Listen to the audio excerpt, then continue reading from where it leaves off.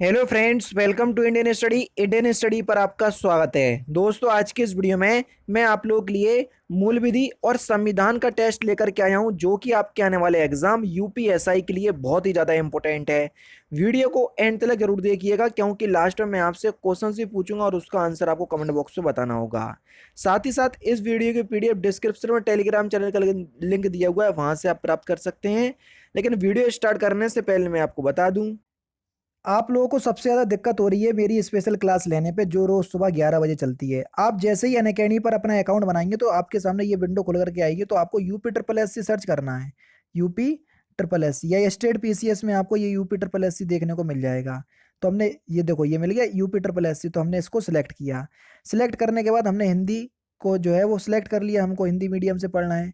आगे की जो आपकी प्रोसेसिंग है वो यहाँ पर हो जाएगी और आपको यहाँ पर यूपी ट्रिपल एस सी लिख करके आ जाएगा। देखो, ये लिख करके आ गया यूपी ट्रिपल एस सी।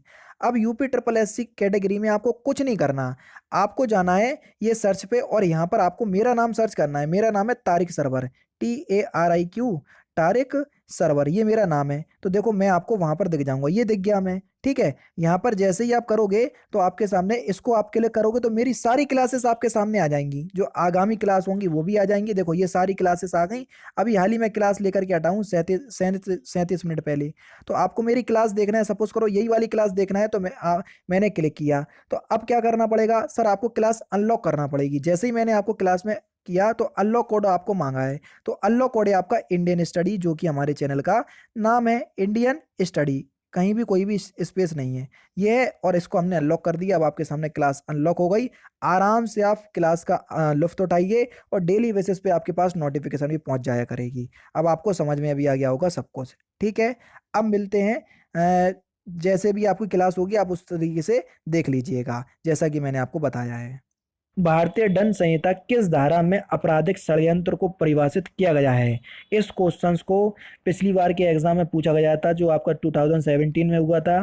तो भारतीय दंड संहिता की किस धारा में आपराधिक षड्यंत्र को परिभाषित किया गया है? तो उस धारा का नाम है 120 का। यानी कि इस क्वेश्चंस का पहला ऑप्शन बच्चों आपका बिल्कुल करेक्ट हो जाएगा। भारतीय दंड संहिता कि किस धारा में दंगा परिभाषित किया गया है? दंगे की बात हो रही है। भारतीय दंड संहिता की किस धारा में दंगे को परिभाषित किया गया है? तो आपका जो सही आंसर है वो है आपका धारा 159। यानी कि इस क्वेश्चंस का पहला ऑप्शन आपका बिल्कुल करेक्ट है, धारा 159। नेक्स्ट क्वेश्चंस बच्चों आपके सामने, निम्नलिखित में से कौन सी भारतीय दंड संहिता की धारा भारतीय संविधान की धारा 14 व 21 के अधीन असंवैधानिक करार दी गई? ये क्वेश्चंस भी इंपॉर्टेंट है, ध्यान से पढ़िएगा, ठीक है। तो आपका जो सही आंसर है धारा 302। धारा 302 भारतीय दंड संहिता की वह धारा है जो भारतीय संविधान की धारा 14 और 21 के अधीन असंवैधानिक करार की गई। नेक्स्ट क्वेश्चन आपके सामने, छल की सजा का संबंध निम्नलिखित में से आईपीसी की किस धारा से है? ये हमसे पूछा गया है। तो छल की सजा का संबंध निम्नलिखित में से आईपीसी की किस धारा के अंतर्गत है? तो आपका जो सही आंसर हो जाएगा बच्चों, वह हो जाएगा आपका धारा 417। यानी कि इस क्वेश्चन का दूसरा ऑप्शन बिल्कुल करेक्ट है। धारा 417 भारतीय दंड संहिता की वह धारा है जो कि छल करने के लिए दंड का प्रावधान करती है। नेक्स्ट क्वेश्चन बच्चों आपके सामने, निम्नलिखित में से कौन सा अपराध कौन सा अपराध है जिसकी तैयारी आईपीसी में दंडनीय है? जल्दी से बता दीजिए कि आपका एक्चुअल में सही आंसर क्या होगा। तो आपका जो सही आंसर है वह है आपका भारत सरकार के विरुद्ध युद्ध छेड़ना। जी हाँ दोस्तों, तीसरा ऑप्शन आपका बिल्कुल करेक्ट है। नेक्स्ट क्वेश्चंस, आत्महत्या करने के लिए दुष्प्रेरणा प्रावधान आईपीसी की किस धारा में दिया गया है? बहुत इंपॉर्टेंट क्वेश्चन है, मजा आने वाला है। बस चैनल को सब्सक्राइब करके वीडियो को लाइक करके शेयर कर दो, बस इतना काम है। बाकी पूरी तैयारी फ्री में है, आपको कहीं भी कुछ भी 1 रुपया नहीं लूंगा मैं, ध्यान रखना। यूपीएसआई के एंड तक, जब तक आपका एग्जाम नहीं हो जाता, सारा मटेरियल फ्री में मिलेगा आपको। 1 रुपया भी आपसे अगर मैं ले लूं तो आप चैनल को अनसब्सक्राइब कर दीजिएगा, ठीक है। बस आपका काम है वीडियो को लाइक करना, शेयर करना और अच्छे से कमेंट कर देना, ठीक है। तो आपका जो सही आंसर हो जाएगा वह क्या हो जाएगा? वह हो जाएगा धारा 306। आत्महत्या करने के लिए दुष्प्रेरण की सजा का प्रावधान आईपीसी की धारा 306 के अंतर्गत है। नेक्स्ट क्वेश्चन, आईपीसी की धारा 320 में गहरी चोट में कितने प्रकारों के चोटों को सम्मिलित किया गया है? देख लीजिए कितनी बेहतरीन क्वेश्चन है।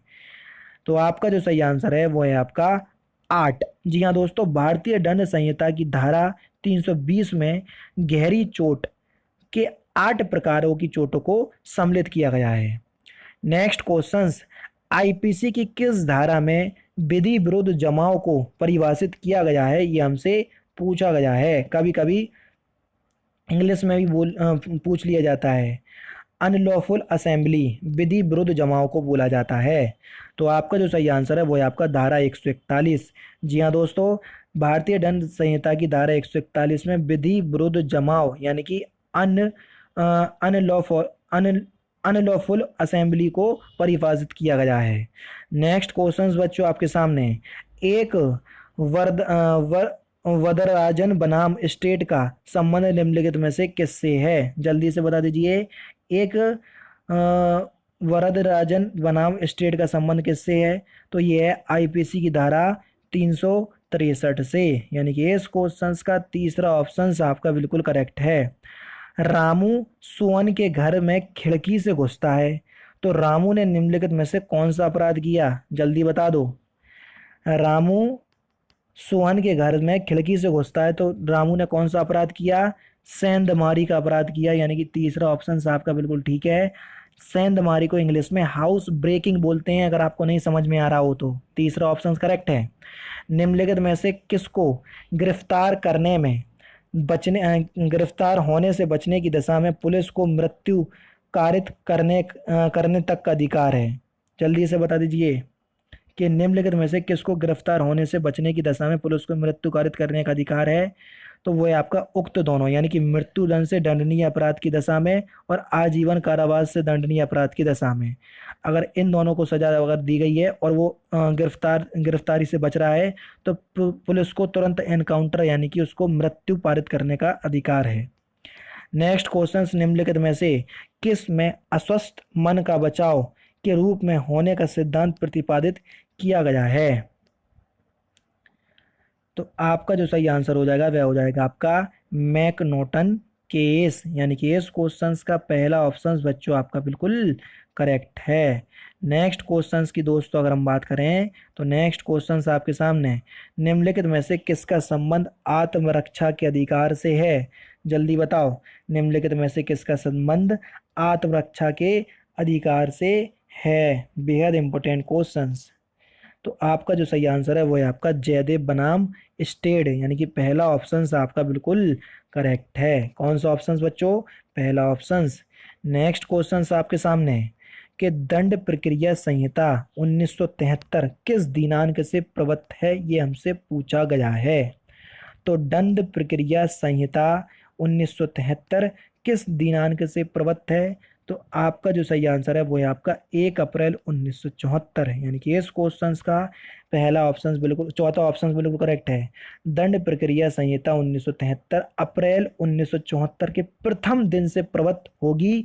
यह उपबंध संहिता की धारा 1 के खंड 3 में किया गया है, अतः दंड प्रक्रिया संहिता 1 अप्रैल 1974 से प्रवृत्त होगी। नेक्स्ट क्वेश्चन बच्चों आपके सामने कि जमानतीय अपराध कौन से हैं? ये हमसे पूछा गया है। जल्दी बताओ, जमानतीय अपराध। तो जमानतीय अपराध की अगर हम बात करें तो जमानतीय अपराध जो है वो है आपके दापरासा की प्रथम अनुसूची में, जिनमें जमानतीय अपराध का उल्लेख किया गया है।